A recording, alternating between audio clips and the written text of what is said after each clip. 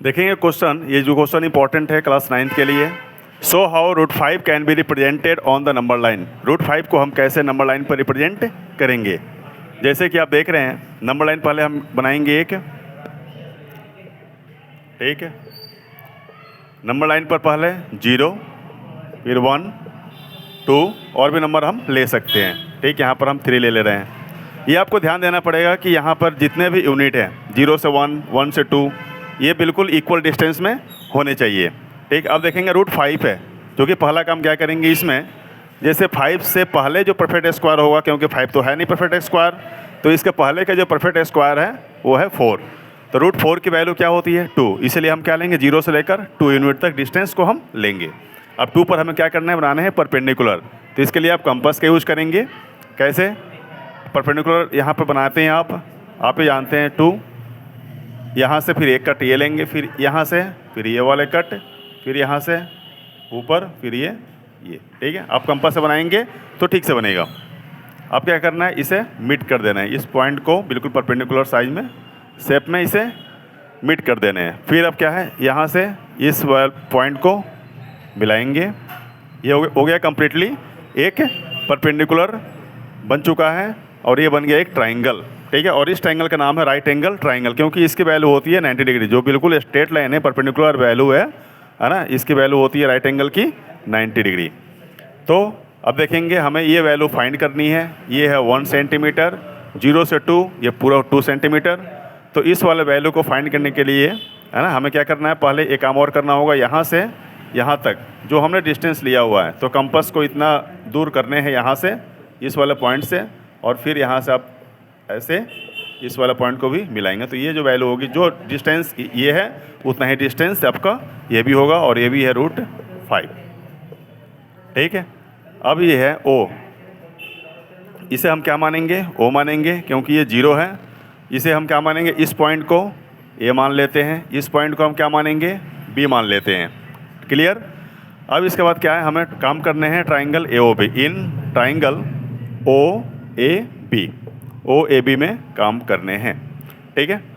तो OAB देखेंगे आप, ये क्या है, पाइथागोरस थ्योरम के अकॉर्डिंग काम होगा इसमें। मैं यहाँ फार्मूला भी आपको लिख दे रहा हूँ, ये पाइथागोरस का है,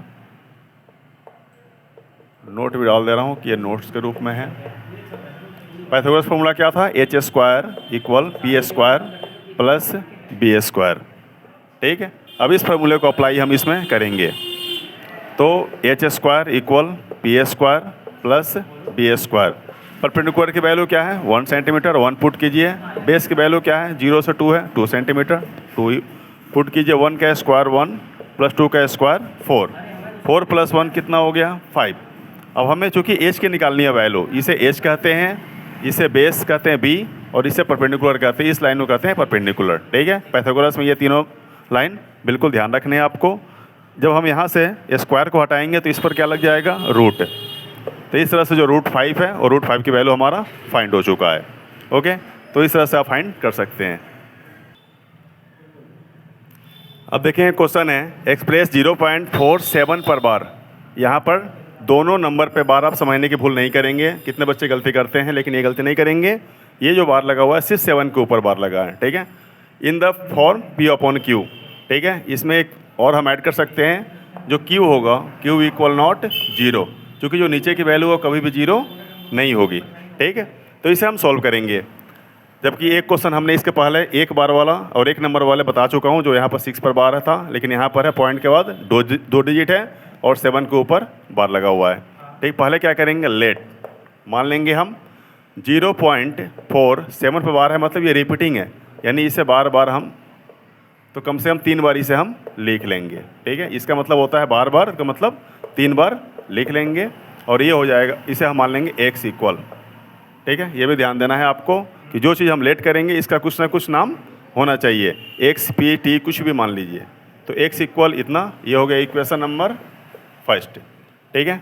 अब सेकंड इक्वेशन के लिए क्या करेंगे, अब इन 2 नंबर में ऐसा क्या मल्टीप्लाई करें, तो मल्टीप्लाई देखेंगे। अगर एक नंबर के ऊपर बार होता है तो बताया था मैंने कि 10 से मल्टीप्लाई होता है, और 2 नंबर के ऊपर अगर बार होता है तो 100 से होता है, 3 नंबर के ऊपर होगा तो 1000 से होता है, ठीक है। तो यहाँ पर चूँकि एक नंबर के ऊपर है तो इसे हम 10 से मल्टीप्लाई करेंगे।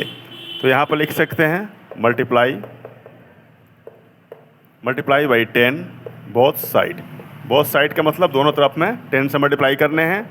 10x equal 10 multiply 0.4777 dot dot dot, क्योंकि रिपीटिंग होना चाहिए। 10x इक्वल 10 को इससे मल्टीप्लाई करेंगे तो मल्टीप्लाई करने का तरीका बता दे रहा हूँ कि ये जो पॉइंट है ठीक है, मल्टीप्लाई होने के बाद ये पॉइंट एक नंबर आगे बढ़ जाएगा। तो 10 से इसे मल्टीप्लाई करेंगे हम तो ये 4.777 ठीक है। अब यहाँ पर है कि बोर्ड में यहाँ पर पहले से ही ये पॉइंट ये मत समझना, यहाँ पर थोड़ा मतलब ये फ्रैक्चर टाइप का है, इसलिए पॉइंट इसमें एक ही है बस, ठीक है। तो अगर हम 10 से मल्टीप्लाई करते हैं तो ये जो पॉइंट है एक नंबर के बाद चला जाएगा, तो 4.777 डॉट डॉट डॉट, ये हो गया हमारा सेकंड इक्वेशन, ठीक है। अब क्या करना है, दोनों को सब्ट्रैक्ट करना है। यहाँ पर लिख दे रहा हूँ सब्ट्रैक्ट फर्स्ट फ्रॉम सेकंड, यानी फर्स्ट को सेकंड से सब्ट्रैक्ट करना है। कैसे करेंगे, तो सेकंड नंबर देखेंगे कि जब भी हम सब्ट्रैक्ट करते हैं तो नंबर फर्स्ट बड़ा होना चाहिए, सेकंड नंबर छोटा होना चाहिए।